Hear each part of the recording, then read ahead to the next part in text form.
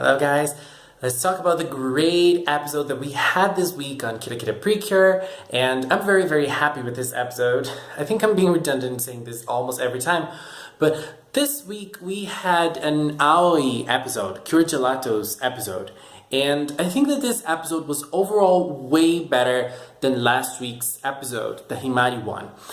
Himari was my second favorite, but after this one, I think that Aoi gets this position because this episode was so nice and we got to see so much of Aoi, and I don't think that we got to see a lot about Himari in the last episode. I mean, she could have been developed more, but with Gelato, with Aoi, we saw a very nice side of her, which is we now know a little bit of her backstory, and we know a little bit of who she is, a little bit more of who she is and her background, where she comes from, and her family, a little bit of her family.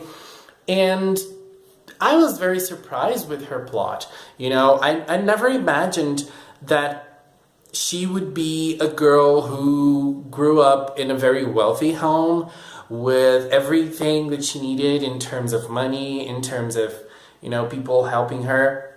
But obviously, she felt trapped inside, and I loved that she was able to find freedom through rock music.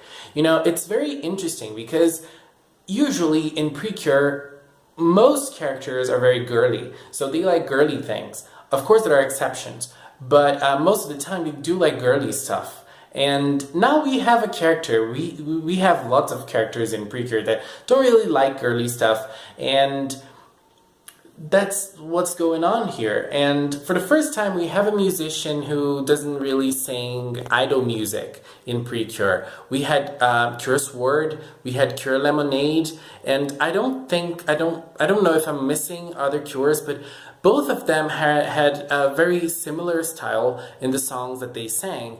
They sang like basically idol music. I don't know about Cure Lemonade. I don't know about Cure Sword, if that can be considered idol music, but I like how different Himari's, how different Aoi's focus with music is, and how powerful that the thing is for her. And even though I thought that things were a little bit exaggerated, a little bit over the top with the way that they were handling, the way that her butler was handling the situation, I actually liked the whole plot and the whole idea of family, because it seems to me that her family is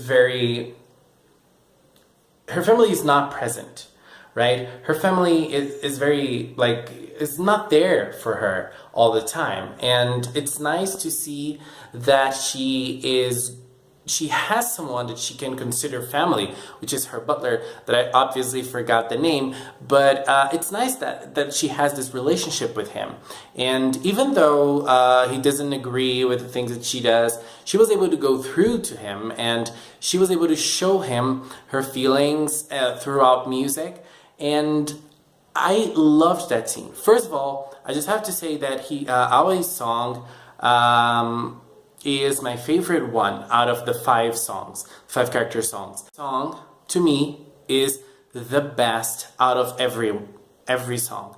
So it was very nice to see her performing the song in the episode, but there was another different song that she performed. She just didn't perform her only song, her character song. And that's also amazing because the song that she performed, the other one, was also brilliant. I am really loving the compositions that they give to her, this rockish feeling that they have. Everything's amazing. And it was very nice to see her ripping off her dress when she was performing with her band in that special party of hers, because it represents so much about her character. It represents so much about her personality, and I really liked that. And another thing that I have to say, Rio's participation in this episode was a mess. I'm not talking about Julio, I'm talking about Rio, you know, the human version of Julio. His participation in this episode was a mess. I mean, how can the girls not notice that he is onto something bad? I mean, it's kind of obvious that Yukari is noticing that something's wrong with him, and she's the only one out of the girls that can notice that his presence there is not normal. His presence there is... he's always trying to do something bad with the words and with the ways that he talks to the girls. And they don't see that. And that's nice because I think that Yukari is watching that very closely. And I'm liking that part of the story. And yes, I think that's it. And in this episode we had Gelato Shake, Gelato's signature move, signature power. And I think that the biggest problem with her attack was that it was animated very, very fast, in a very fast way. So we didn't really get to see the movement and the things that she does in her attack. And they're very nice. They're very nice things because when I was making GIFs of it, I have to go through every frame. So there are lots of nice movements that she does in this attack. And there's even a Gomu Gomu move style, just like Luffy from One Piece. But it's very short and that's very fast and you can barely see it. They could have animated it a little differently, I think. I don't really understand much about animation, but I think that they could have handled that power a little differently. And the fight was also a little bit of a letdown. Every single episode, the girls fight. All the girls fight. And this one, they just ran. And they just escaped and they just got hit. And Aoi Kirigelato was the only one that actually attacked and actually fought against Julio. So I'm saying Himari a lot. I have no idea why. So I think this episode was amazing. I think that it showed a lot about Aoi, and I love those character quests on discovering yourself and breaking the mold. That speaks a lot to me and to lots of things, lots of personal things. So that was very nice. Next week we have Akira and her sister, her little sister. We're gonna get to know her. I think that we're on to another great episode.